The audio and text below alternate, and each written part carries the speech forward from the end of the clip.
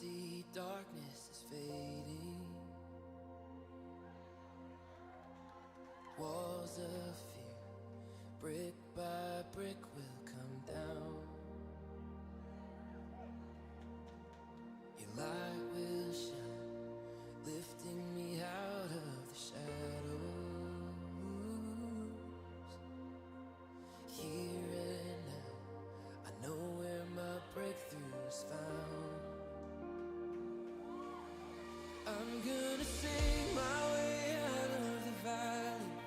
I'm gonna shout my way up to the mountain.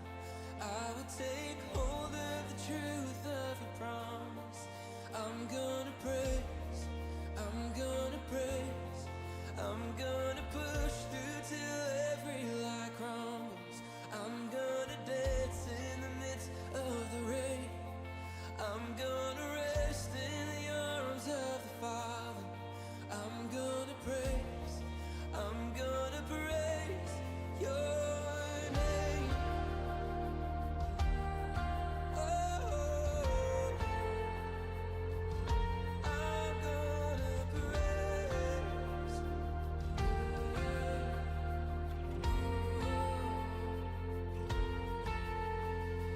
There's a sound welling up from within me. Heaven's power calling hope to arise. Oh, so I'm standing tall, hearing the strength of your victory. Oh, 'cause when you come, every wrong is made right. Oh, I'm gonna sing my way out of the valley. I'm gonna shout my way up to the mountain. I will take hold of the truth of your promise. I'm gonna praise, I'm gonna praise, I'm gonna push through till every lie crumbles. I'm gonna dance in the midst of the rain. I'm gonna rest in the arms of the Father. I'm gonna praise, I'm gonna praise your name. Oh, I'm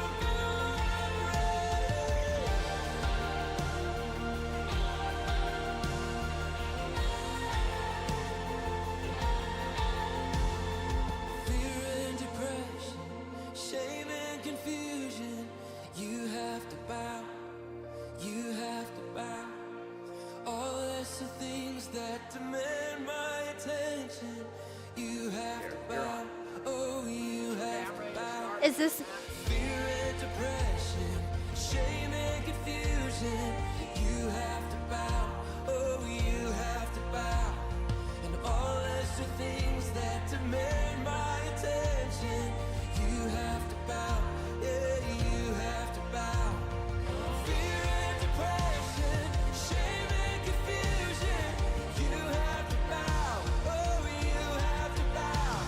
And all lesser things that demand my attention. You have to bow, oh, you have to bow.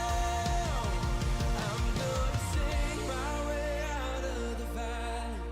I'm gonna shout my way up to the mountain. I will take hold of the truth of your promise.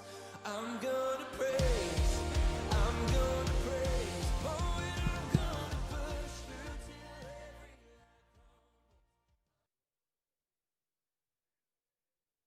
Well, good evening and welcome to everyone who's here in the room, and I know there's a bunch online as well.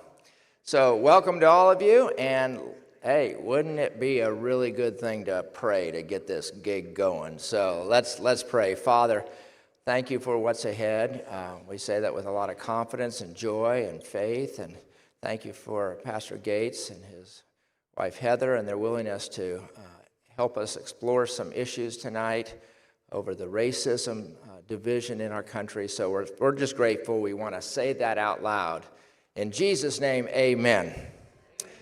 So one of the things that's really important to me as a pastor here at First MB, I'm always asking, how do we need shepherded? Like, how do we need guided as a church? And you know that our country is so divided right now, and there's such hostility and finger pointing, and a significant amount of that is over racism. So I just had said we need to address this openly. We're an overwhelmingly white, sorry, I don't mean to stand in front of you. We're an overwhelmingly white church.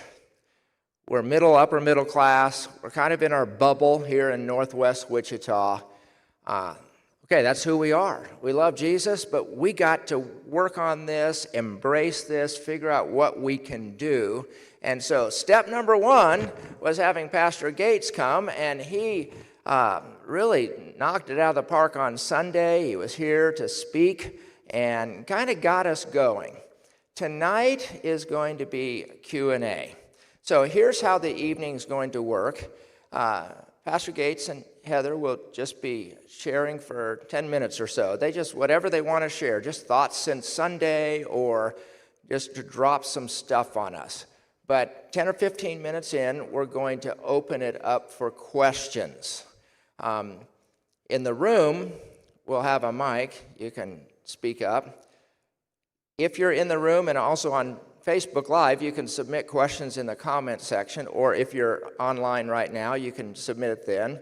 We also have askhonest.com /MattFirstMB. Matt is in Matt Erzman, our media guy. Everyone give it up for Matt, okay? But askhonest.com. You can go on your phone right now and just go and you can submit a question anonymously. And we want it to be a safe place. Sometimes if you ask a hard question like, what do you think about black on black crime? And you don't want your name attached to it in the Facebook comment section, then do it this way, okay? We just want to get questions answered as best we can. So, just before they share, I want to say one thing. Pastor Gates, have I instructed you how to answer any questions ahead of time? No, you haven't. No, I haven't. So, he is here tonight, first of all, as a Christian. Second of all, he has a shepherd's, pastor's heart. He's a pastor of Mending Place Church here. He loves the Lord, and at the end of the list, he's black. So he will answer questions through the eyes of a Christian, a shepherd, a pastor, a black man. His beautiful wife will also be up here just to speak into things. She brings her own unique expression and understanding as a white person married to a black person. And it's a beautiful story, but they're going to answer questions. Guess what? They might not answer them how I would. We might not even agree. You did say that we. But that's okay. Yeah. Because tonight, it's all about listening. It's not about coming to dig in your heels to prove your point. It's, I often say, to try to see the upside of the other side and the downside of your side, okay? And so we're here to listen. Feel free to ask any question, but let's start with a few minutes just hearing from them, so let's give them a hand, all right?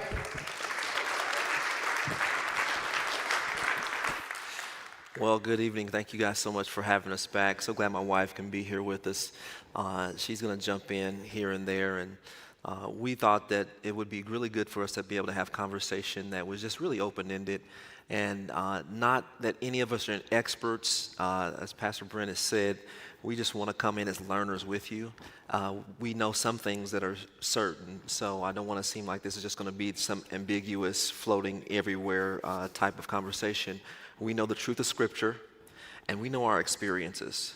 And so I want to make sure that our conversation is set on those two things, that we know what Scripture says and we know our own individual experiences. We know ours and you know yours. And so if we stay with those two things, obviously there's historical references that we could make on anything that we know would be factual in some way. So maybe three things then if we can throw history in there as well. But our conversation has started already. So this, to me, is a continuation of what we talked about on Sunday. We had such a good time on Sunday. I left full. I left energized, probably more energized than I normally do, would you say, after I would having? agree, yeah. It was pretty interesting. And so we had a lot of dialogue on the way home. And we thought again about Ezekiel. And we thought about chapter 3 of Ezekiel, what we were in on Sunday, and how just the Lord knew where we were going to be at in 2020, so it's not a surprise to him. And why it would be important for us to be able to take some of those truths and some of those principles and then to have a further conversation about them today.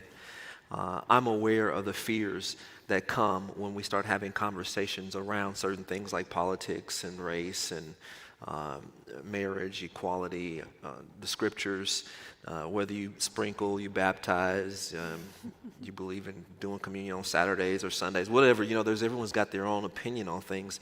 But today specifically, as we go further, I'm going to encourage you, and I'm going to start talking a little bit more about what I think we may go into, but I want to encourage you to be bold, to be courageous, to be curious, and to trust the room, trust us.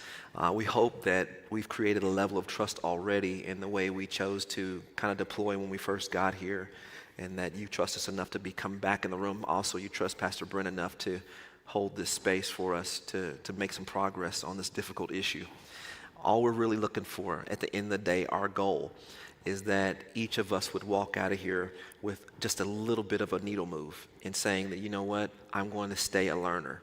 So if you're here, I believe you already have the appetite for learning and gaining new information, insight, and perspectives. But we would just ask that would be kind of one of our collective goals as a room, is that we would continue to learn and think that, you know what, maybe I can see something different in an old conversation. And so, that's so if you're looking for ahas, I took that completely off of the list, so you won't get any ahas right now. So let's think about Ezekiel just one more time to refresh us where we were at. Ezekiel is captive with a bunch of other people who are captive, and he has the burden of going and talking to people about what God says. Not that they were going to be removed from their captivity, but that they would be able to have hope in the midst of their captivity that things could get better. And don't we all want that hope that we're not relegated to our best days are behind us? Amen? Mm-hmm. Yeah, that there's better coming. And to think about that we may not get out of this, I may close my eyes to this world, if all things being consistent and constant, that I may live to be older and grayer and a little, more round. And eventually at some point in time, I'm going to close my eyes and the work is still yet in progress. It's not completed. It's not finished. That my responsibility is just make sure that I hand the baton off in such a way that we've got momentum, that the generation that will come after me won't have to start at zero or start without any momentum. And believe it or not, right now we're talking about creating momentum even now as we engage and interact. Ezekiel had that responsibility, and more importantly, he had to share a tough message: lament, mourning, and woe. It's a tough thing to talk about, tough thing to suggest that we have conversations sometimes that need to be had that aren't had. I had a conversation today with my accountant, and anybody had a conversation today with your accountant? So he's a 65-year-old or so white male. He had an assistant. They're both in their mid-60s or so. And I started talking about what I shouldn't talk about. Anybody started talking about the presidential debate from yesterday? Yikes. Why did I bring that up? You know what I mean? I brought that up, and We're not talking about that we're not tonight. talking about that tonight. No. So I brought that up nonetheless. We're going to talk about a safer subject, about race. Yeah. Forget.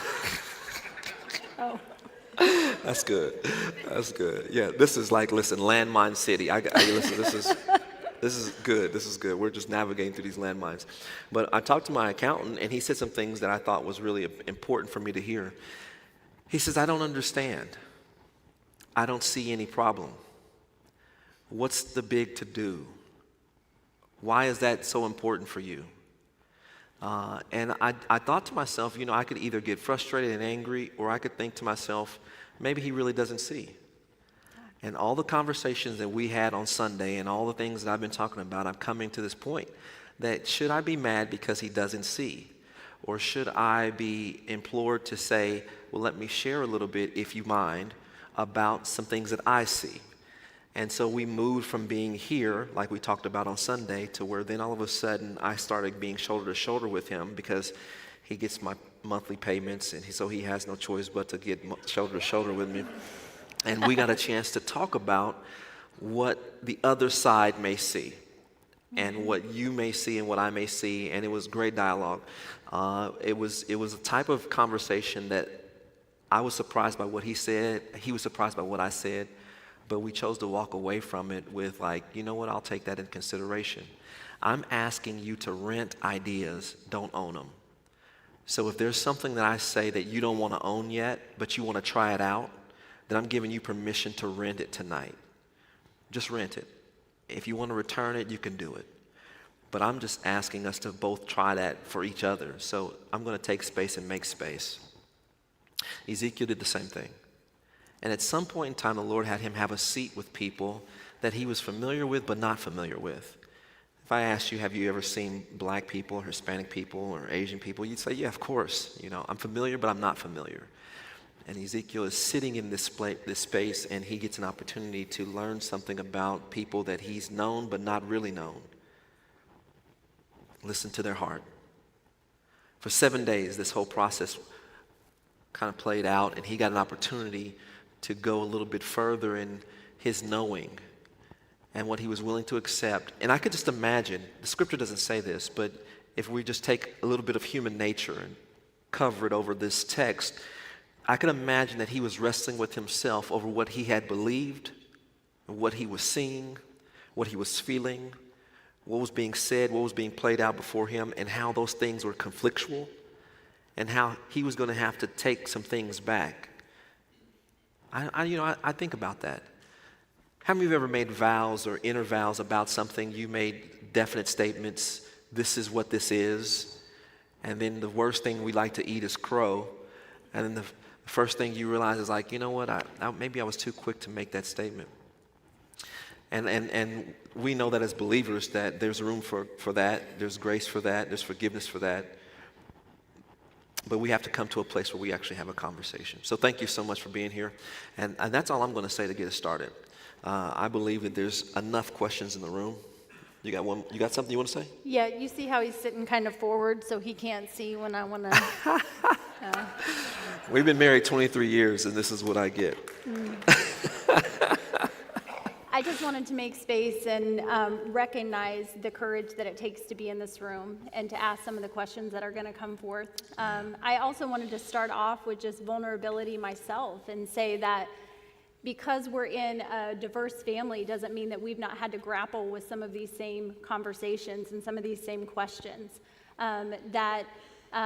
Our perspectives have evolved and changed as we've opened ourselves up to hear other people and to hear one another.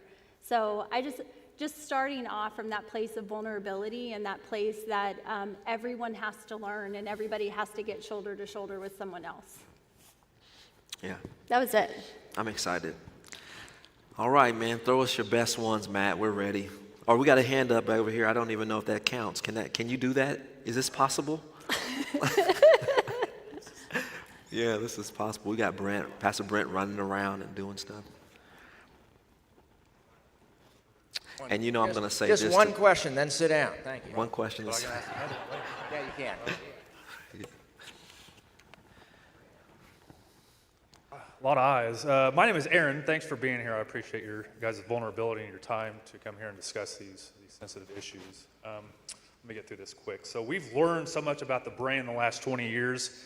We've only begun to scratch the surface. We know that the limbic system of our brain is the emotional brain. It's a highly reflexive in nature and under an autonomic control, but is able to be brother. manipulated. Will you put the mic up? I can't hardly. Yeah, thank you. Should I start over? Yeah. We've learned so much about the brain in the last 20 years, and we've only begun to scratch the surface.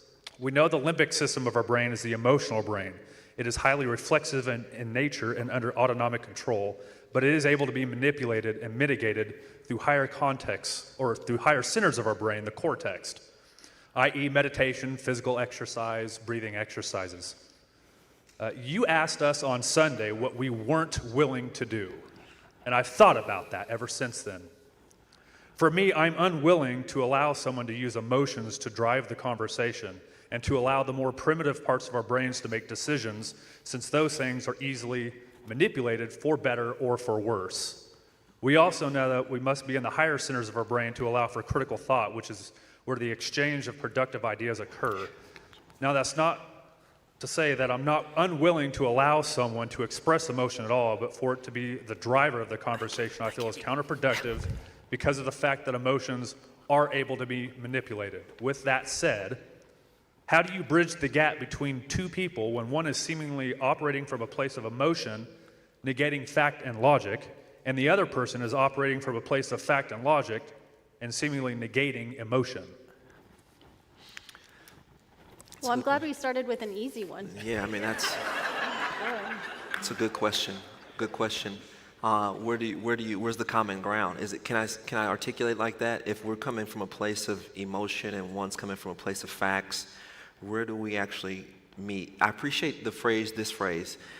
When I asked the question of what you're not willing to do, I like that you said, I'm not willing to just dive into emotions. So that you're saying right there, that's my boundary. And that's okay. That's good. That's exactly the type of conversation we need to be having tonight. Do you have the slide at all, the picture? Yeah. Did you go to the I want to. There. Pastor Brett thought that this may come up, and he clued me in that you were going to be asking this. No, he didn't. He didn't do that. I did not. I'm just messing with you. What we have here is a mock-up of what we were talking about on Sunday. If you guys remember me talking about the people who just want to talk in their emotions and then those who just want to do facts. And the challenge of this communication pyramid, you see the trust arrow on the axis here to the left, that talks about when we grow in our trust, where we go with our conversations. So here's an example of the very first one, polite conversation. It's a conversation that we do oftentimes. Hey, how are you doing? Good morning. How's your day? We really don't want to know. It's just it's the general banter that we do. Facts and information. You get on the elevator, boy, it's really a hot one out there. Yeah, it's supposed to be 102. We talk about weather. We talk about things that, we're not going to argue about those things. The sun is out. It's raining. The Chiefs did good last night. Stuff like that. Then we start moving further up this pyramid to where conversations get a little more intense, and they require a little bit more bridging the gap. They require us to deal with our ideas and opinions and begin to self-divulge or be vulnerable enough to share that I'm red or blue. I'm for or against. We don't like getting into those types of conversations as often with people we don't know. We can sometimes do those with people we do know. And then we go to that next part where we talk about feelings and emotions. Oftentimes, when we see a situation that's happening in the street, in the moment, we've got a sound bite or a small clip of video that says, this happened, we see this as factual. We're there like the second rung of the pyramid where it's facts and information. We see it replayed again and again and again, and we see this happened, this happened, this happened, this happened. And then we have conversations with people who are frustrated because they're further up the pyramid in their feelings. It requires another level of trust for us to be able to bridge that gap. Well, how do we build trust? I mean, that's a tough question, right? How do you build trust with a community? How do you build trust with a system? How do you build trust with people who aren't really hearing you or who aren't listening to you, whether you're on the facts or the feeling side of it? How do you build trust and get people to come to where you're at? I wish I had an answer that's easy for that. But I think at the end of the day, that's where we're at. We're talking about getting to a place of trust where I know you won't take advantage of me.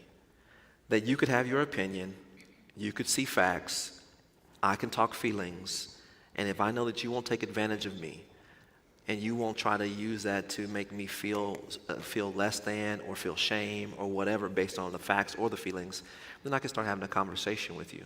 This is a very, I'm feeling like your question was very complex and very well thought out. Mm-hmm. I feel like my answer is very simplistic, and I hope that it's satisfying enough. This pyramid is enough to help you think through the process of people moving up the rapport chart. How do we really build genuine connection, rapport? And this is just one way of looking at it as we look at the pyramid. If you find yourself having a lot of conversation and being misunderstood in your home or any other relationship, just ask yourself maybe where you may be on this pyramid and where are the other people you find yourself having a hard time communicating with, where they may be at. And then what's it gonna take for me to either go up or for them to come down? I think the only thing that I would want to add to that, and not that I think that this is the crux of your question, but we have to always be sure that we're not maybe exchanging the word facts and perspective. So my perspective is my reality, right? But it's not necessarily someone else's factual reality. And so I think that that's just important to throw out there in the conversation, that facts are certainly important, but my perspective is my reality, and that could certainly differ and does differ from someone else's perspective in their reality. Yeah, really great question. We got several rolling in online, so we'll start with one of the online ones here if you're ready, Pastor Gates. Yeah. So first one I got was, do you think it's important for a local church to be diverse and multi-ethnic? I don't. Yeah, I think that there's Heaven's calling. somebody, you shouldn't have answered. I answered that wrong, and Wrong the Lord answer. is saying like, no, immediately, get him off the This is God. stage. Yeah, get him off the stage now. I think we get ourselves in trouble when we try to be like everybody, when everyone needs to be the same. That by no means am I saying that we all need to be the same. What I'm good. saying is that we have to have space for everyone's difference. Does that make sense, what I'm saying? I don't think that unless the Lord is calling you to do that, then I think you should. But I don't think it means that you're better than, or you're not, you're better than the other person because they're homogenous, whether they're all black, all Hispanic, all whatever, all women, all men, whatever. I think that it's important for us to just be able to acknowledge the difference and say, if this is what God's calling us to do, then let's do that. Yeah. That's good. Actually, the next one was kind of similar. So the next question was, if I don't have any close friendships with a black person, but I want to, but I don't come into contact with any in my daily life, what are some good ways to find some potential new friends? Yeah, you're going to have to explore. Go to the mending place. Yeah. Yeah, you may show up there. Yeah, I really think this is important. I was just talking to my accountant again today, and we were talking about how we get into loops and how he doesn't venture outside of his loop. He goes to this store, he goes to this quick trip, he goes to this, and his system and his just cadence for the week is just so just tight. And he very rarely breaks that. And mine is the same. I go here, I go here, I go here, I go here. I go here, I go here, I go here, I go here. And if you don't intentionally plan to get out of that, you won't. All right? Like, you have to be intentional about making sure that our relationships then aren't just parallel, but they have perpendicularity. They run into each other. That there's at some point in time that you will put yourself in a position to where, here's a great challenge, to where you're knowingly going to go into a room or environment that you're going to be a minority. That has to be intentional, especially if you're majority culture. That has to be intentional. For me, I'm already in a room like that, right? So it doesn't take much for me to experience that. But for you, if you're going to be willing to get out of a group that's socioeconomically the same, educationally the same, theologically the same, you're going to have to be intentional about that. You're going to have to be intentional to go where you see events taking place where, you know what, I've never been to that, I don't know. And in the going, in the growing, in the learning, that's where you then find people that you can then start having conversations like this with. Very good. Just a quick reminder, if you're watching online, the link in the comments there is where you can submit an anonymous question. So if you're watching online, we'd love to hear from you as well. Let's do one in the room here over on this side. Trish. No, you need the mic. Oh, yeah. Oh, okay. Sorry. So one of I sort of had a tag along on that is find organizations to volunteer with where you know that there are people of different color than you. Because, everybody's looking for people to engage as volunteers, multiple organizations, and you can find ones that are, that have, that either serve or that are the organizers are of a different color or socioeconomic group than you.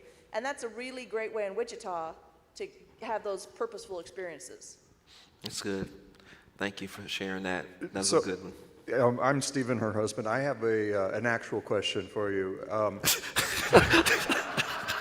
Whoa, I just felt that. Did you guys feel that? And the actual question, yeah. As a white man, I am aware of what I see on the news a lot in terms of where racism is and how people experience. What I don't often hear or ever ask is, how do you as a black man experience racism in Wichita, for your life personally? Yeah. I've experienced racism. I've been accused of several things that I think makes me unique. I've been accused of racial profiling. Can you believe that? I've had farmers in western Sedgwick County say that I was pulling them over because they were white. I've had that happen to me. But I've also at the same time been a victim. Excuse me, by the way, if you don't know, he wasn't just randomly doing that. He was working for law enforcement. Okay? Like he had a job. Citizen's arrest situation. It wasn't a citizen's arrest or anything. Okay. It wasn't no, it wasn't that weird thing. No, it was, yeah, and I've also, in my opinion, been pulled over and racially profiled in my younger days, especially when I was growing up in Northeast Wichita. So for me, race, difference, being treated differently based on just general appearances from afar, I get that a lot.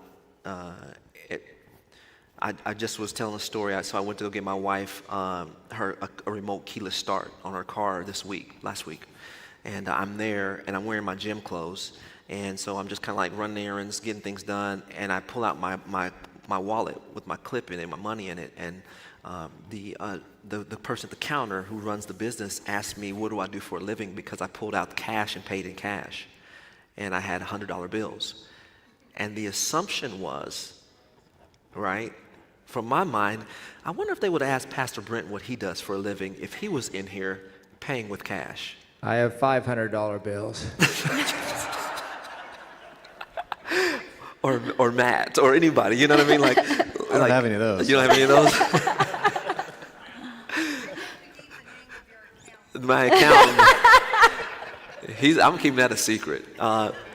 This is one of the things that happens it's what we call microaggressions, right? Well, why would I get asked that? Well, I got also, and you can say, well, maybe he was just curious because, he was wanting to know how he could make that money. I don't know, you know what I mean? Like, you could really play that out, or you could be like, you know what? I don't think that someone who looks like someone else, some of you, would have maybe gotten the same type of question. And that's not only there with purchasing, that's whether I'm in Walgreens and I'm walking to the back and I have people come to me and say, can I help you? Can I help you? Can I help you? Everybody in the store has asked me, can they help me? And they seem to be congregating around the same area that I'm shopping in. That's happened to me before, all right? That's not you? Nobody asked you. Well, believe me, if no one's asking you, it could get very old quickly if someone's always asking you if they can help you, because the idea is maybe that you're going to take something, steal something, do something wrong or negative. This is one that gets me, that and this is something that we don't necessarily believe happens, but some of you may know of the term or phrase redlining, where the communities were exclusionary to minorities, blacks specifically, in our country. And I won't say recently, maybe 2005 or 6, I went to a housing development that was in the process of being built, and I went in asking for information. And at the time, I was driving a 1997 Saturn SL2 that didn't look like much. It was just a basic vehicle, but I went in asking for information, and I was completely ignored by the agent who was overseeing the development. And I thought it was random. Maybe I was a little frustrated because at the same time I kind of felt it was personal. And it wouldn't have been, but maybe like 6 months ago, I ran into someone else who brought up this agent's name. Another black male, another black family who was looking at buying houses in that development. And they experienced the exact same thing from this agent unprovoked by me. They brought her name up, and I said, that's exactly what happened to me from her. And they went on to tell me their story. And so when we say stuff like, well, that doesn't happen today, my experiences here locally, yeah. I would also, real quick, just add as an experience that jumped out, or a couple. When we were dating, we were on our way to buy fireworks, and 20 plus years ago, you couldn't buy fireworks not any good fireworks in the city limits, right? You still can. So everyone heads out to Andover. So we're on our way out to Andover. It's my boyfriend at the time and two of our friends were in the car, in their parents' car. We get pulled over, and the police officer asked if I was okay. The assumption was that the car was stolen. When my son, just a couple years ago, he's playing football, he walks into the locker room, into a very racially charged conversation. They realize my son's walked in, and the comment was, I can say whatever I want, and I can be racist if I want. When I call the school and I ask, what's going to be the consequence of this? Well, not everybody raises their kids the way that they should. So those are just some of the things. People touching my daughter's hair without asking. People asking my children, why don't you wash your hair? Your hair is greasy. Just those are just off the top of my head. These are things that then you have to train and teach your kids that they have to elevate their character, right? That they're the ones that have to brush that off. My husband walked into Walmart, and there were some young men behind him, and they were saying the N-word loud enough just to see if they were going to provoke a response from him. So these are things that, again, I don't think he spends a lot of time letting them impact him or affect him or talking about them or even being, I think I get more outraged about it than you do. We're on vacation and him and the boys come down the elevator and it stops on a floor, it opens up, and a young lady would not get on the elevator with my husband and sons. During COVID, we were taking extra walks in our neighborhood, and in our neighborhood, we have a couple that walks on the opposite side of the street when my husband was walking by himself. These are things that we just have to... Or won't even say hi. They won't even, you know how Yeah, you wave at somebody. now it's just become a game, though. He's going to force them now I'm to just say kind of hi. I'm like jumping out of the bushes, you know what I mean? I'm the only in my neighborhood, in our housing addition. And so it's unique. But I will say this, my law enforcement career has afforded me some ends that I feel like I have taken good advantage of, because it allows me to not have to earn so much integrity with people when they have seen me in my uniform or know that I've worked in law enforcement. Immediately I have some level of credibility that I didn't earn. And normally I have to earn it before I can have good relationships with people, but yes. Jana, I think we have a question over here.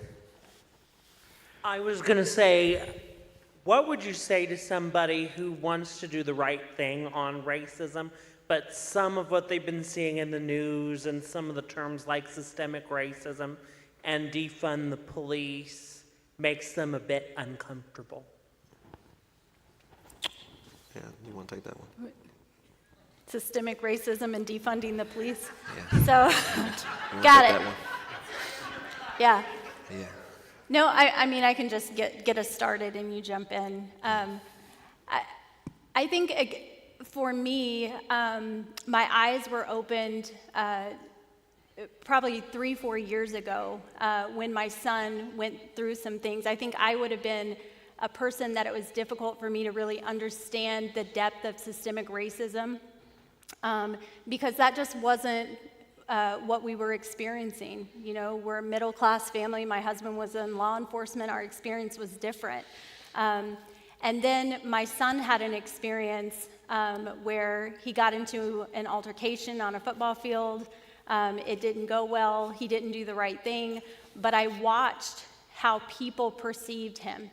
Not the wholeness of who he was, not the honor student that he was, but they looked at him and described him as an angry black boy who obviously didn't have good home training. And it started to open my eyes to how other people's perception could cause them to look at someone like my son, and there was a problem that I just wasn't as aware of. Because I hadn't experienced it until that moment. Like we had these things that I told you about, but those were one-offs, and you could dismiss them as just bad people, right? But now some of these things were coming to our doorstep, and we were realizing that The legal system. yes, I was realizing that when they look at my son, they see him as an angry black boy. That's it. As far as defunding the police, I would say that both of us are not proponents of that. I don't know what else to say about that. Not a good idea. We need the police. So I'm not sure how much you want to go into that. Pastor Gates, I do want to come back to the systemic racism. I know that I've had conversations with people who have, I don't know if we say we get caught up on the word systemic, but I sometimes wonder where is there systemic racism? That is, the whole system is intent on being racist, as opposed to there is racism within the system. And I know it's a semantics thing, but sometimes I have to be honest, I get a little frustrated, and I'm on the learning curve with people on this, but I get a little frustrated. I hear the word systemic, and I think, well, the police force, they're not intent on being racist. Are there racists within the system? Yes. Is there racism within the banking industry? I'm sure there is. Is the whole system racist? And so just what's your comment about this whole idea of, it's tossed around, systemic racism? Yeah, can I ask a question for further clarity? What's your biggest fear about that phrase? What's your biggest concern about it? I don't know.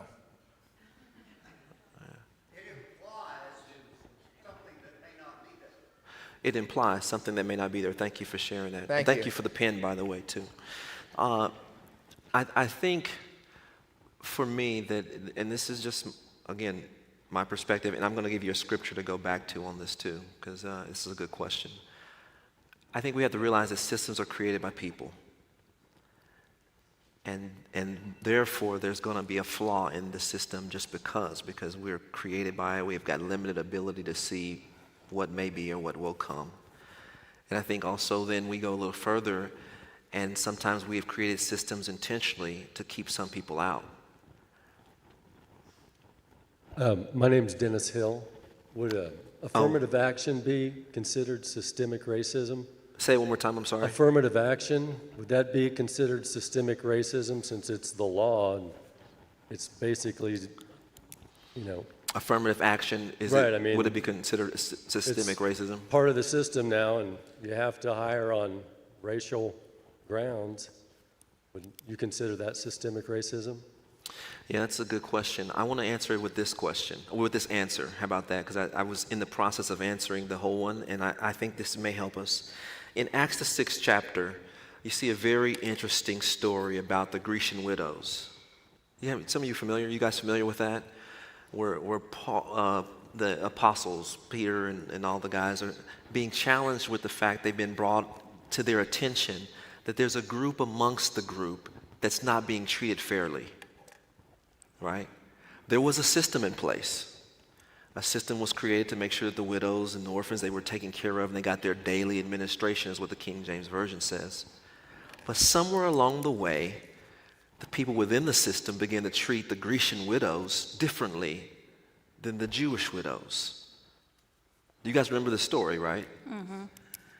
This is nothing new under the sun type conversation. How did that happen in that system?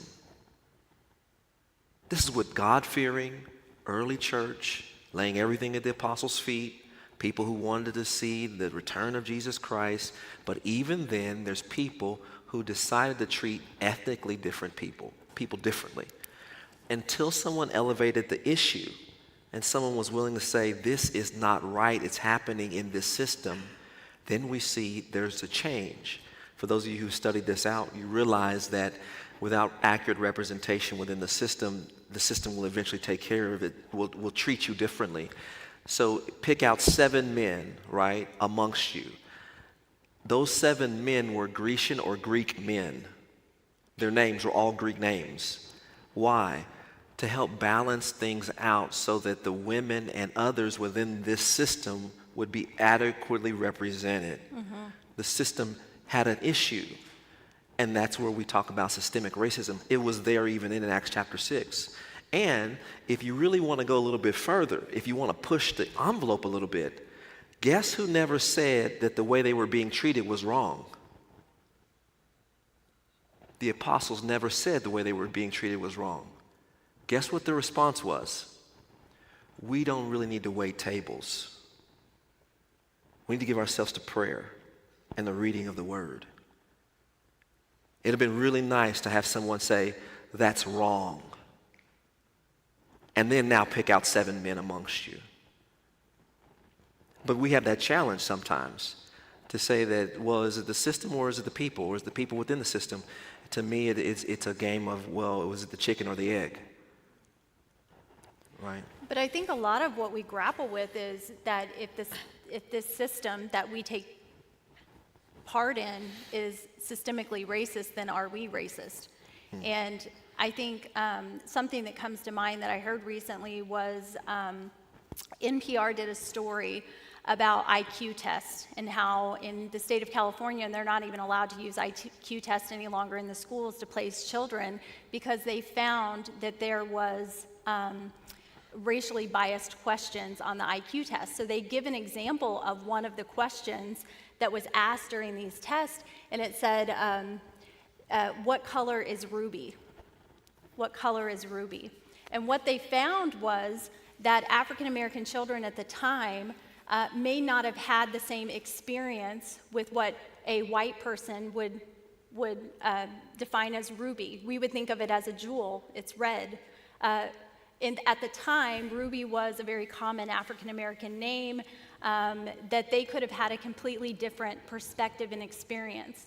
Well, now these questions were on this test. It caused them to get lower IQ tests, which caused them to be placed in different classes, which limited their opportunities.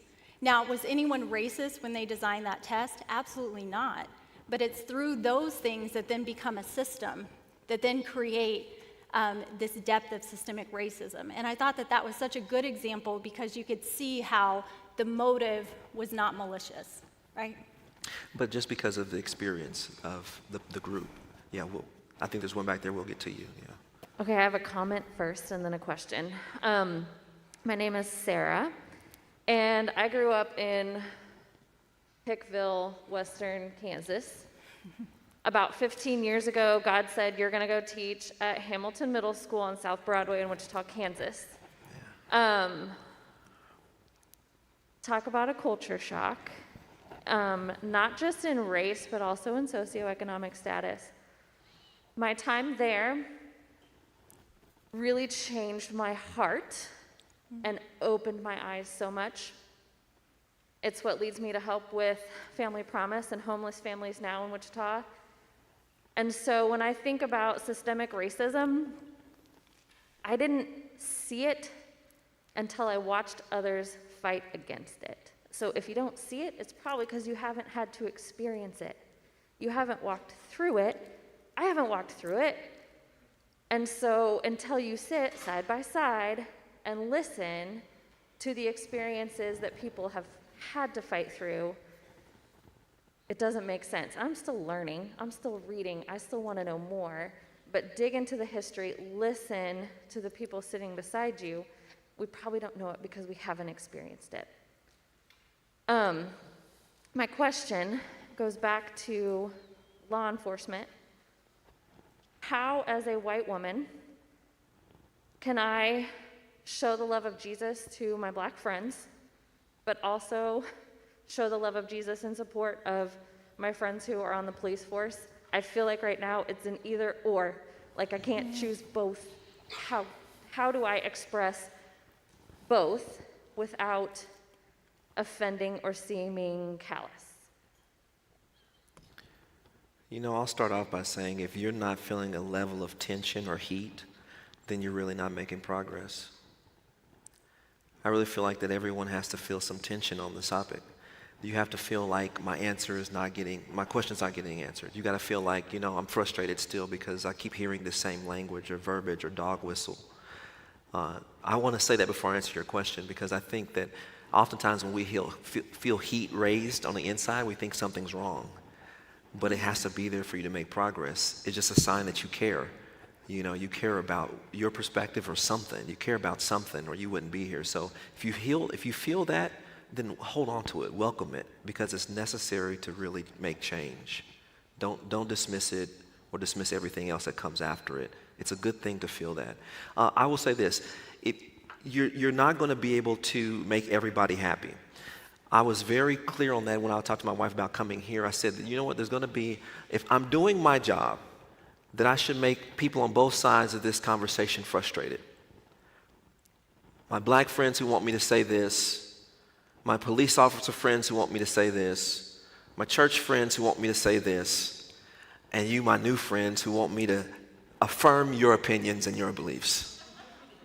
Say this, and then I could be your Candace Owens. Stop it. Okay, I quit. Okay, I'm just joking. You won't be able to please everybody. But what you have to do is just tell the truth. Telling the truth is a dangerous place, because when you tell the truth, people normally who tell the truth get killed. We got a question over here.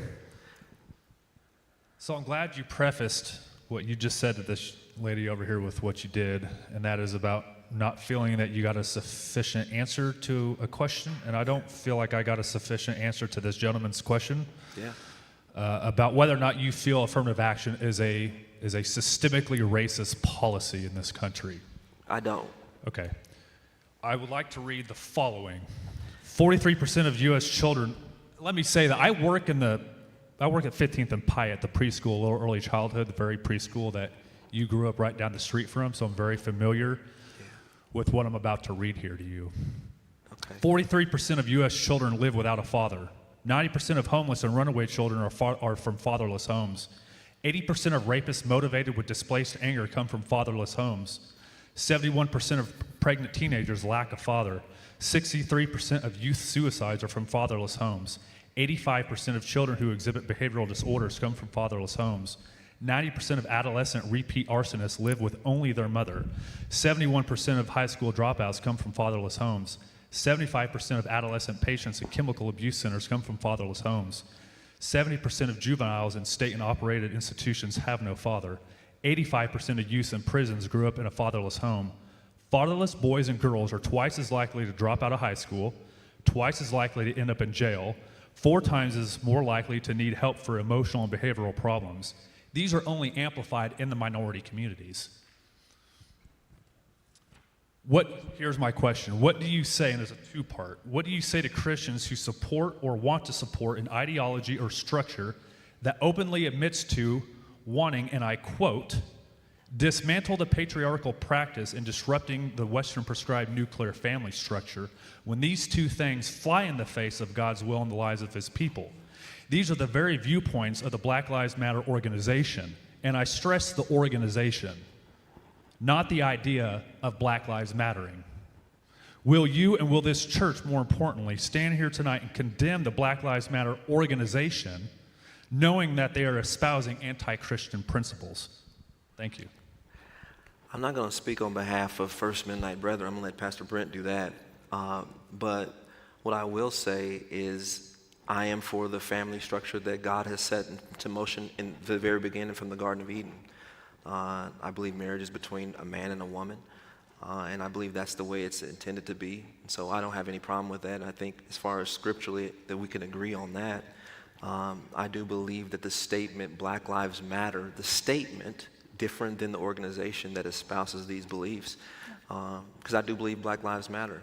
And obviously I am black, so I do believe that. I believe it, that it's even more so maybe than we sometimes would like to give it credit for. But I don't have to argue with what you said about Scripture. I think you're scripturally correct and you're right on. But do you specifically denounce the organization that is espousing anti-Christian principles? Any organization that espouses anti-Christian principles.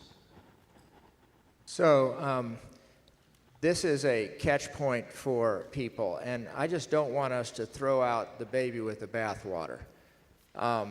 I don't have a basis of evidence or surveys or scientific backing or anything for what I'm about to say, and I just want to say that with humility.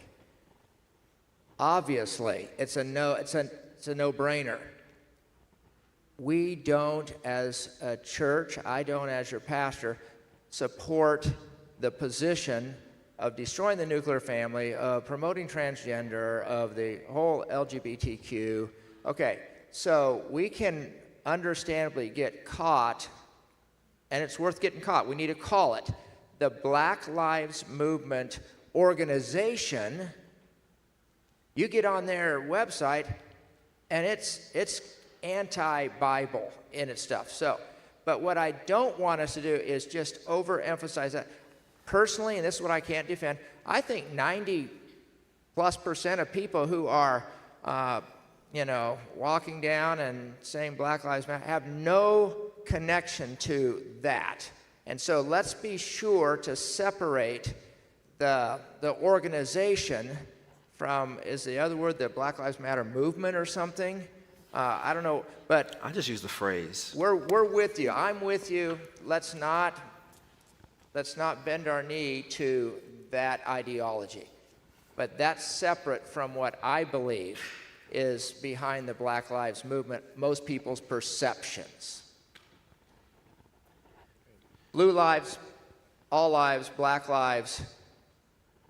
Some of us get pretty amped up about how black people get all the attention. Yeah. Can you, did I offend you? Do you need a hug or anything? No. Man, Okay. I like open dialogue. You Yeah, brought this it is up. good. All lives, blue lives, black lives, and some of us get pretty amped up about that, as in don't show favoritism or something.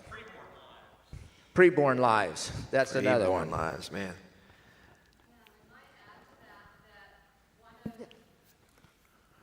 Am I on? There we are. I might add to that one of the ways that Satan wants to twist us and our relationships is for us to center around issues. He's attacking the family.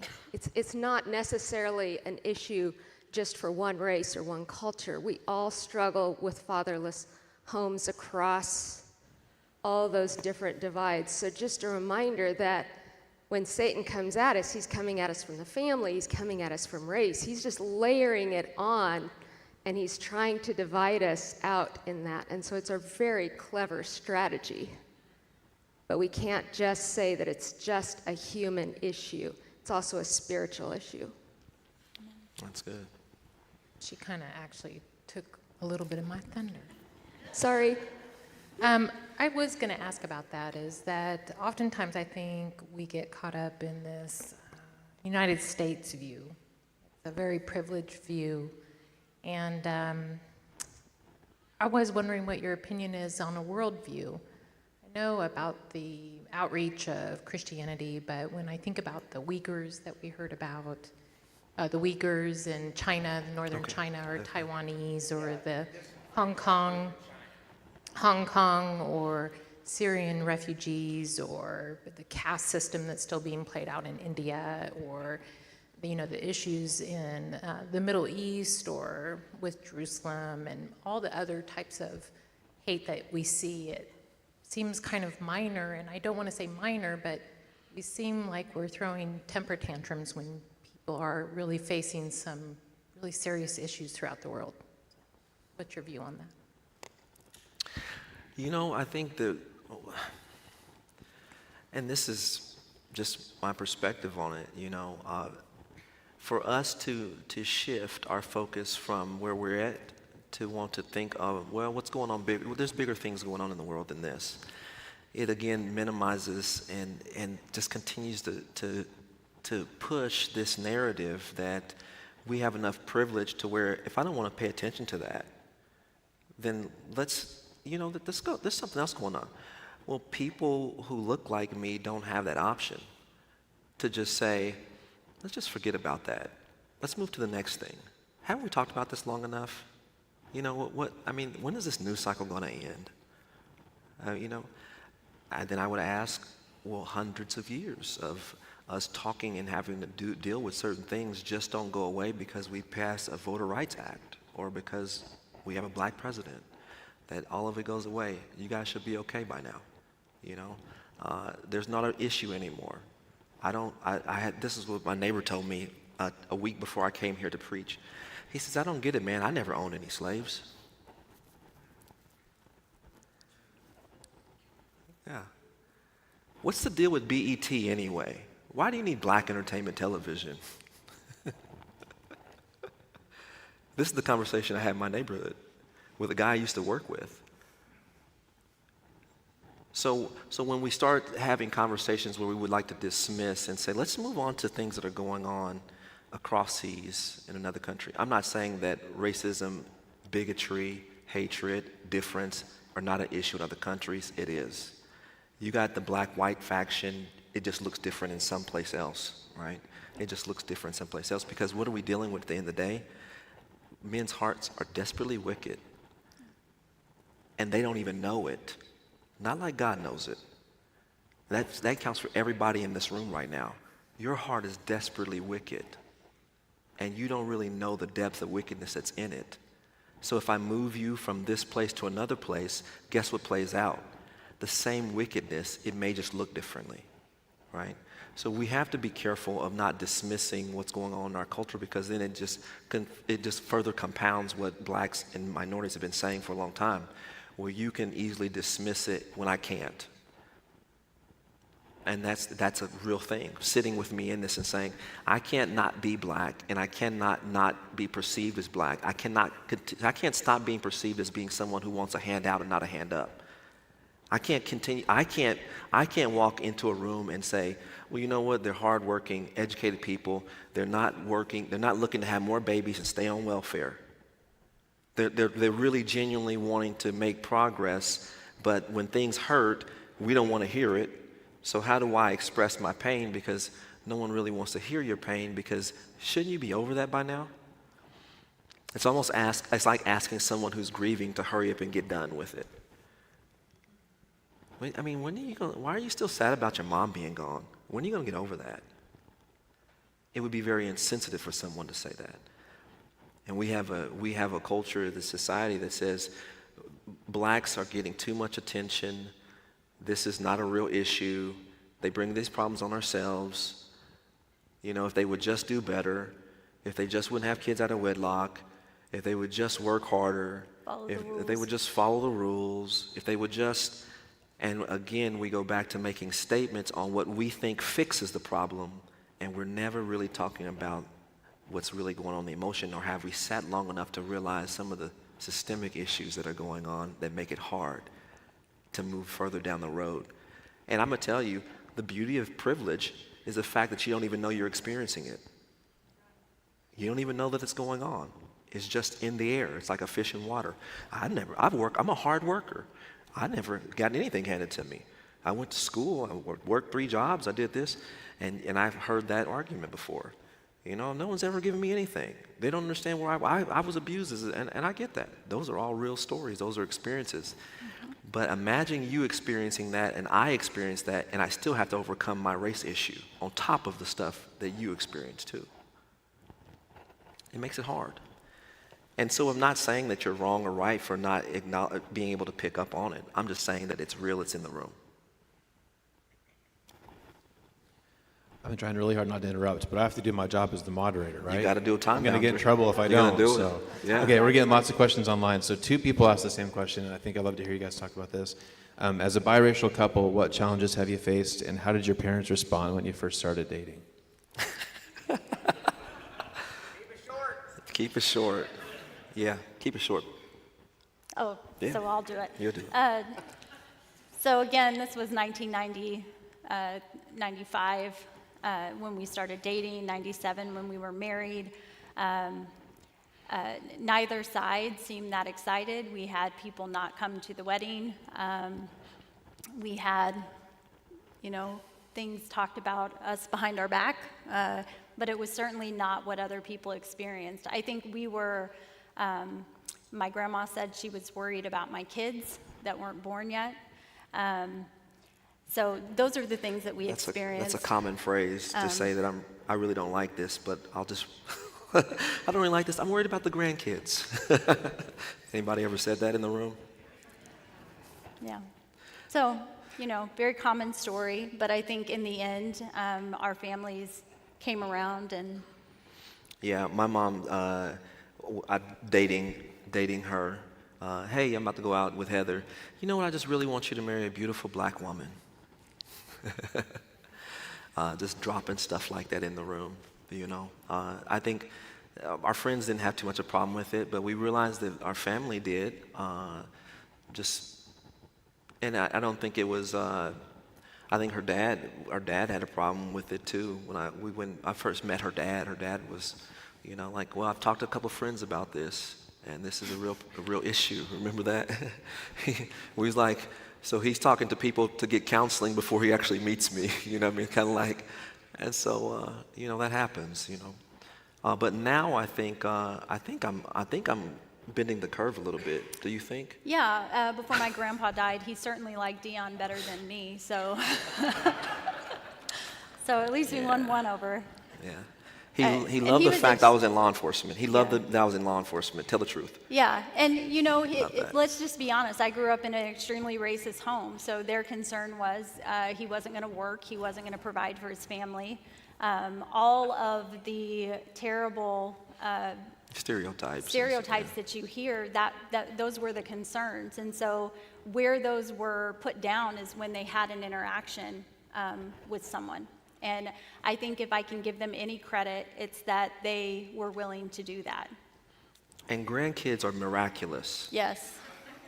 There's something about grandkids. Ministers of reconciliation, those are. So my son, he won people over, It's cute. They worked it out. I hope that helps. We got another really good one that's kind of a two-parter, but this person said, I have black coworkers and Hispanic coworkers. I don't think about race, but the accusations of racism have me on edge as to what I am free to say. So that's kind of part of it. For people who are feeling like they have to be very careful, walking on eggshells, what they do and don't say. And then they finish it by saying, by highlighting racism as a white man's issue, are we actually creating a larger divide? That's a good question. And this is where I'm going to end up frustrating both parties. I think that we all have a part to play. We all have a part to play. Now, here's the interesting thing about the church. Because we are supposed to be people of reconciliation.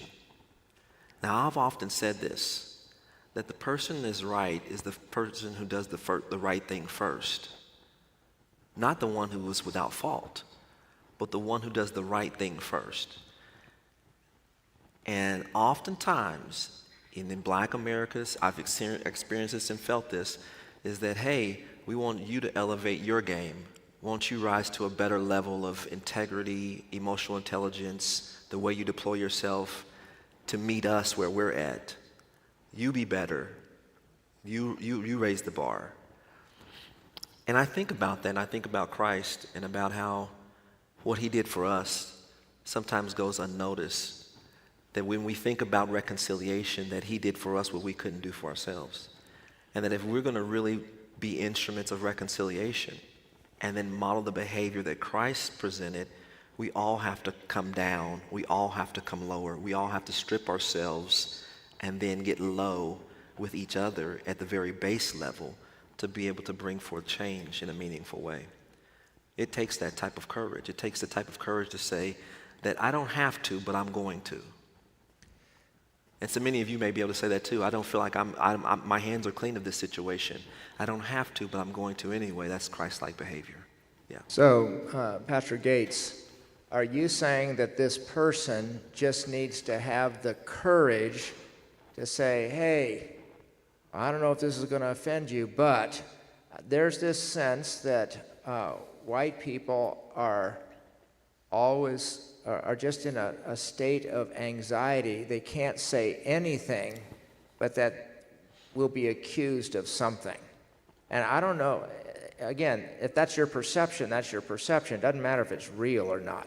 Yeah. But that's a sense that I think some people have. I can't even engage in a conversation. My first word is going to be met with, Well, I'm just going to say this, that this is risky. I told you yesterday, on Sunday, that hard times require hard conversations. And I guarantee you that both are going to make a mistake somewhere along the way, black or white, majority or minority. It's going to be a mistake made along the way. You're not going to be able to navigate this without making a mistake. Saying something, doing something, inferring something, playing into old patterns of thought or political rhetoric or whatever it may be, because that's exactly what happens when we talked about lateral drift. Remember that on Sunday where I said we just get off and the next thing we know we're back same place again and again. Well, what happened? We didn't make any changes. We didn't adjust anything. But you won't make progress if you don't talk.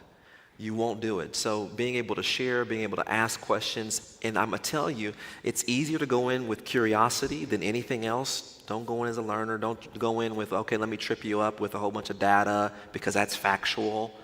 But to really go in as a learner and strip yourself of that, saying there's some things I'm missing.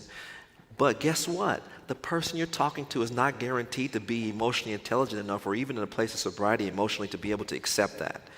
So they may blow up. You may blow up when someone says something to you that you don't want to hear. I think some of you right now are kind of tamping down your emotions even now in the room, because of you hearing me say some things. I'm encouraged by the fact that someone would ask that. I'm even more encouraged that they want to engage in such a way that where they may get their head bit off. They may get someone to beat them up. And if that happens, welcome to the party. Stay in the game, keep playing. Yeah. I really don't have a question, Martin. Martin. I don't have a question, but a real simple to me statement. The good Lord instructed us, directed us to love one another. Amen. Okay? And I really, truly believe those Christians that have the love of Christ in their heart don't have the conflict. The first adjective out of their mind is not black or white. It's either a fellow Christian, a brother or sister in Christ, or they listen because they believe in Christ and their heart is full of Christ. They listen to the issue before they make statements, before they criticize.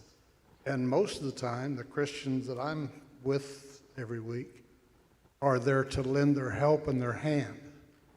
So I hope this conflict that goes on, racism, across the world, is not located in our churches. Do you find that it's less of a problem in our churches than it is in our general culture? Whoa. Mark, I wish that were true, but it's not. If we were just honest, just even now as we're in the room, you don't have to answer. Those of you online, there's people who right now, they're dealing with a level of tension even now, and we're believers. You know that I love the Lord. You know that I'm a Jesus follower. But some of the things I'm saying still rubs you the wrong way in some way. I get that. That's why we're here, because we wanted just to elevate this so that we could deal with it. And remember I said on Sunday, as the body of Christ, we should be driving the narrative. We should have already had these conversations. We should be leading the way on how we do it, but we don't. Matter of fact, I think the world knows that we should. Our country knows we should, but we're lagging far behind. We're lagging behind in it because we've been able to just get away with skirting around it and saying, well, we'll just pray about it. Or we'll vote it out. We'll politicize it. But we won't actually do what we're doing right now. It takes courage to do what you and I are doing right now. And a lot of people don't have that courage. Yeah. Hey, my name is Jeff. I'd not put you on the spot, but Sunday you were talking about how we got to get together, we got to look each other in the face for 5 minutes, and we got to. Did you do that? I found out there's one thing I'm not willing to do, and that's sit and look at somebody for 5 minutes. No, but really, get out of here. He's a clown. I saw that last night too, that same verbiage. I wasn't going to say anything. That's why You I brought said it up. That's why I said Okay, it. all right. So, I may be ignorant. It's a safe place. And so your neighbor, I'm bringing your neighbor back into this. Okay. Just because I want to solve this whole thing. Okay? Tonight. I want to solve it, okay? Tonight. Your neighbor's coming to you and he's bringing that forward. Are you explaining to him what it's going to take? How am I going to get over this? What, bring a little bit more into this conversation. Now, he may be coming from a bad place. I don't know. He may be coming from an ignorant place like myself. But how do you respond to that maybe moves us forward? How do we solve this? How do you respond? Well, yeah, I think there's a heaviness when we've got the 14th Amendment. I wrote this down here. The 14th Amendment was passed July 9th of 1868, which gave black people the right to be counted fully as individuals as it relates to representation through the state and legislature and so on and so forth. I'm saying that to get to your answer, like how far do we have to go, right? What do I have to say to him to make progress? And I have to play the long game. And I'm encouraging you to play the long game. I like what you said. I want this fixed like now. And I use this in one of the messages, but I don't know which one, and you may not have been here, but I talked about white fatigue. I talked about anybody who was it? Did anyone say this? Do you remember me saying white fatigue? That I'm engaged now, Pastor. I saw George Floyd. I saw what happened. I'm listening. I'm watching. I want to know what I can do to help. What can I do to make progress? And then I have to tell you that you have to play the long game, because it won't get done in 6 months from March to, you know what I mean? It won't get done just in 2020. And I have to tell you that you have to play the long game. I liken my neighbor to being like a Model T, and I'm trying to get him to become a Tesla. You know, he's so far back in his ideas. He may not have read anything. He's just been watching the same TV channel, and he's got the same rhetoric, and he's not saw or heard anybody else's viewpoint. I may have been the first person that's different than him ethnically that he's ever even tried to broach the conversation with, which I'm grateful for. But he's got so far to go, and I can't kill him out. This is for all my black and brown people who are listening. I cannot kill him out because I know that he's unaware. He's just not experienced it. He's not had the conversations. But I have to be patient with him along the way, and I have to endure missteps, foot and mouth, saying things like, I don't own any slaves. I don't see difference. I don't see color. We all look alike. When you start saying things like that, it's dismissive. And black people don't want to be not seen. They want to be seen. They just want to be treated equally, treated fairly. Does that make sense? It's a long way to go, and it's not something that you're going to get quick movements on. It's going to be something that's going to take progress. It's going to be hard fought, hard won, but it's worth doing. You got something, babe? Well, I wanted to piggyback on that and say, and as white people, when we engage in the conversation and we make a misstep, we have to take responsibility for that and not defend our motive. Because obviously, if you're engaging in the conversation, your motive is you want reconciliation, you want to learn, you're curious. But you may do something unintentionally that causes harm to someone else. You may say something like, I got black friends, and I had this buddy in college, and we ran around together.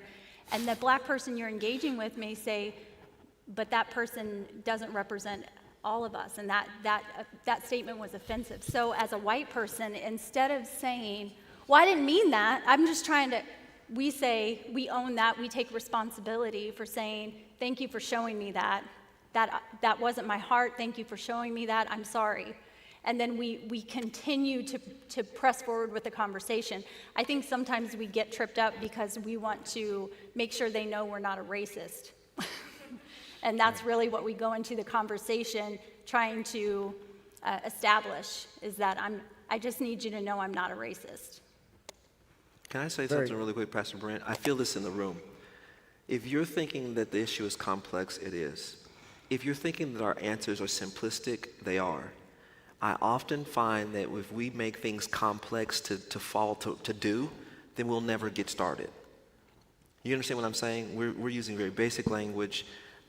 We're using very simple ideas so that you would be able to put handles on them and do them. Because if we make them very complicated, then say this and then do this and then, oh, if you do this, that won't work. We put our human element in it then to try to make ourselves look good. Because I was able to navigate these tumultuous waters on race because I know these things. And it just needs to stay simple. All right, we're about 12 minutes till, so we're going to take about 10 minutes, and then we're going to all together, we'll huddle up, and we want to just have a little prayer time of praying God's protection and work. So we've got 1, 2, Archie is a question. So we got those 3 questions. What do you got? You got We got several more online, but we can do choose Okay. the best one. We'll do real fast. 30-second Choose answers. the hardest one. I'll do 30-second answers. Okay, wait a minute. I just said we'll do it fast. You get the hardest. You want the hardest one? I have a really good one to end with, so come back for one to end. But then maybe if you can try to give a short one. This is a hard question, but they ask, does the system change people, or do people change the system?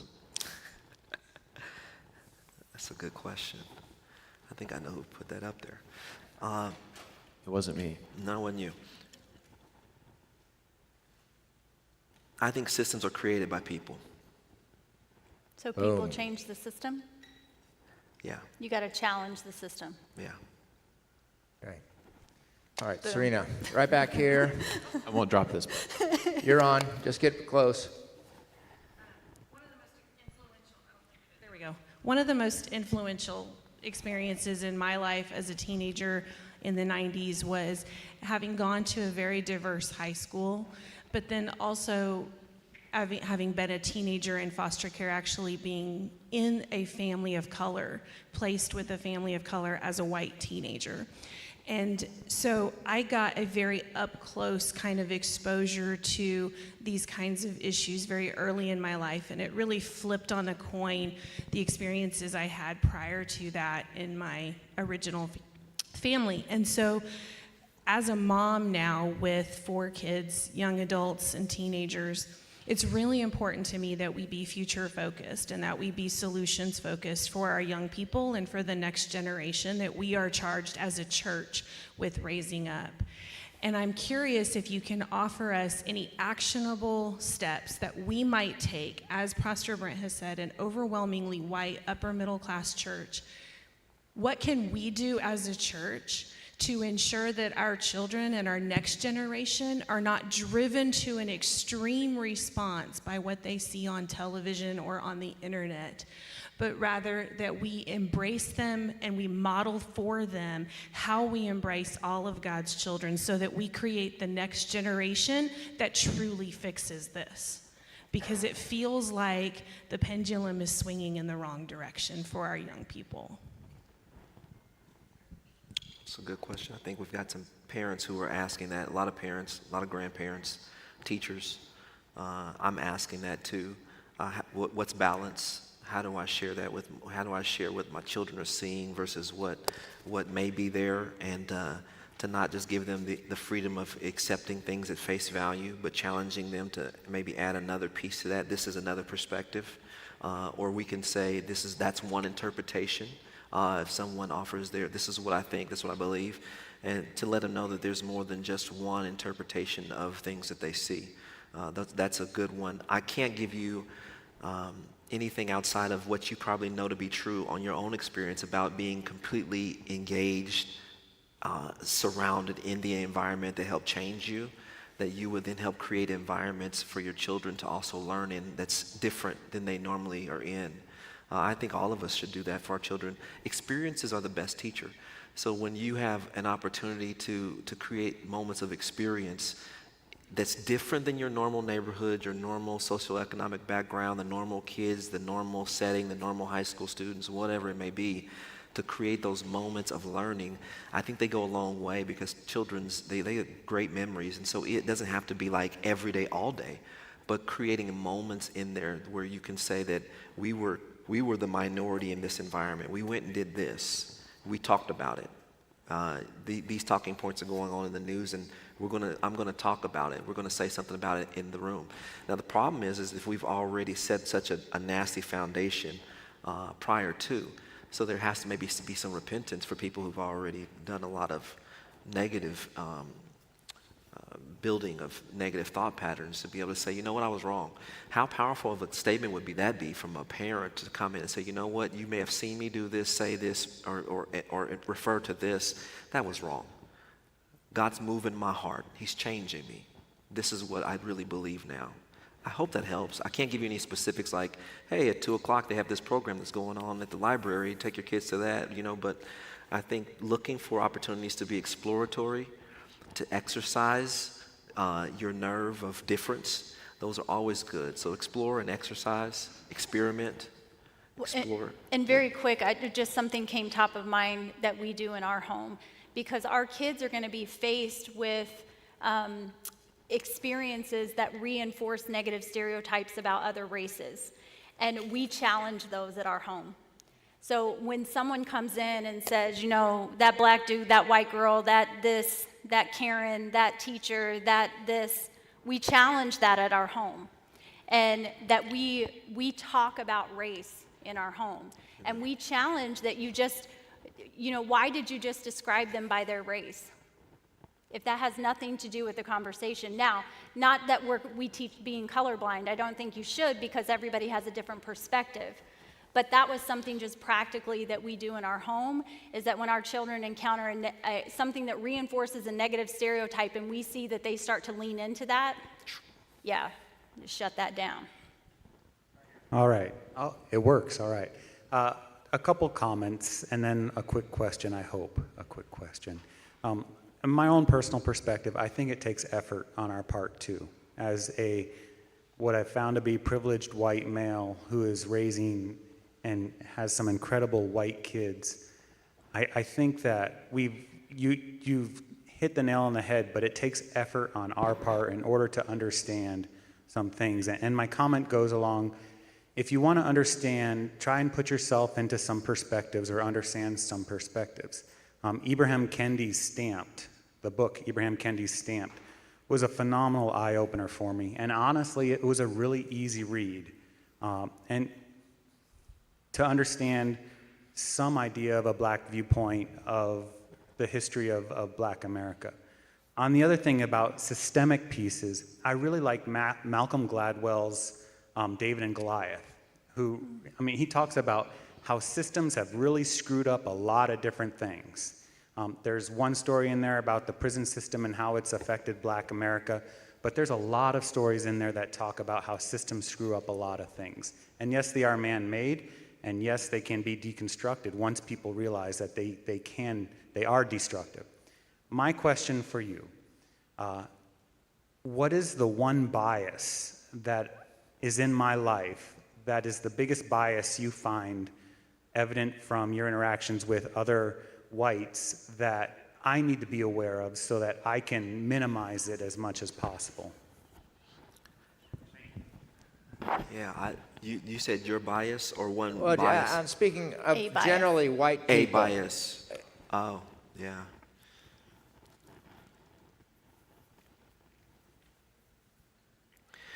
I think in this I hope this is, what is it? The bias that I most pick up on is that it's not real because I haven't seen it. It's the biggest one. I haven't seen that, so it's not real then. Okay. But if you look at the Edmund Pettus Bridge, Bloody Sunday, and you think about the benefit of having cameras show what happened to those people who came over the bridge as they walked from Selma to Montgomery, trying to get voters' rights, Selma to Montgomery, that is a great picture of why sometimes we don't really get outraged until we can see something. And when people saw what happened to those protesters who were walking across that bridge, who got met with violence, billy clubs, horses, and so on and so forth, that's why the footage that we see coming through cell phones and so on and so forth, it's reminiscent, in my opinion, of those moments where until we see a knee on a neck, until we actually can see it play out for 8 minutes or so, then we sometimes don't think that it's real, because if I didn't see it, I didn't perpetrate it, it didn't happen. Okay. Archie, quick question. It's a quick question, and I'll accept a quick answer. Thank you. My name's Archie. My question is, what are your thoughts on critical race theory? Say it one more time. Critical race theory. What are your thoughts about that idea? Will you give me a definition of that critical race theory? Well, I'll give you the definition that I think Okay. it is. I'll Critical go with race that. theory, what I'm reading about it is that because I'm white, I'm racist. Because I'm white, I'm privileged. And I can't do anything to correct that. So therefore, I'm relegated to being a racist. You want a quick answer? Yeah. I don't believe that. Okay. Now you didn't think I did. Okay, so. Matt, one quick burning question or something, and it's 8 o'clock, and we're going to kind of wrap it up here. I just want to say we got a lot more we didn't have a chance to get to, so if you submitted questions online, thank you, and we'll maybe try to figure out a way we can maybe try to answer a few more. Maybe we'll another way, but- videotape after the fact and Sure, we'll awesome. answer them. But this is a great question. I think it's a really good one to end on. What would you recommend as far as books, podcasts, speakers to listen to in order to help educate this community more as to Black life experience? Yeah, I think, I forgot the gentleman's name, but he mentioned Malcolm Gladwell. He's got an interesting book, his latest book, that's on audio form that I encourage you to listen to it, maybe even more so to read it. It's called Talking with Strangers. Excellent book. Excellent ideas presented in a very, very clear and creative Give the way. author's name and the title again. Malcolm Gladwell. Malcolm Gladwell. Yep, and the book is called Talking with Strangers. Talking with Strangers. Talking with Strangers. Yeah, it's a really good. I think it goes really well with what we talked about Sunday and even today. There's a book for those of you who may be interested in diversification within the church. There's a book by Brian Loritz. Brian Loritz, who's written a book called Right Color, Wrong Culture. That's a very interesting book about a church that's considering moving to the suburbs, wanting to kind of change their feel, their predominantly white church, trying to add diversity to it. Very, very good book. I would also recommend, if you've not seen the documentary 13 on Netflix, I think that was very well done and really speaks even to an issue we heard earlier around the fatherless homes in African American communities. And then if you really want to be challenged, buckle in, and White Fragility is certainly one that I would recommend you. You may have to space it out a little bit, but it's a challenging read. But it does speak to the critical. Yeah. Yes. I got one more. I want to add this one in too. This one is more of an academic read. It's really good. Why are all the black kids sitting together in the lunchroom? Yeah. That's a book title? Yeah, it's a good one. Why are all the black kids sitting together in the lunchroom? Yeah, why are all the black kids sitting together in the lunchroom? It's a really good read. So, months ago, when the racist implosion surfaced again, I remember telling the leadership board that I was going to let the dust settle and I wanted to do something. I had no idea what. And I had known Pastor Gates, and I'm just so grateful that he took the risk of coming to us on Sunday and here. I don't know what the next step is, but we're going to keep taking steps. The point of tonight, ironically, was not really to get our questions answered. To just have a conversation. The point tonight was certainly not to, dig in our heels and try to find more, ammunition for our point of view. I want us to close in prayer here. And so here's what I'm going to ask. I don't know. I assume all of us are Christians. So do social distancing. Put on your mask. Circle up with some people. And let's just spend a couple of minutes. Hoggett, that's not a mask. He pulled his T-shirt over his nose. So, but if you're with a family, just pray. If you're a couple, and just a little prayer to say, God, protect our church. Help us to deal with this. They might do a little recording afterwards. You just said it. Yeah. They might, after you leave, so don't let the door hit you on the way out.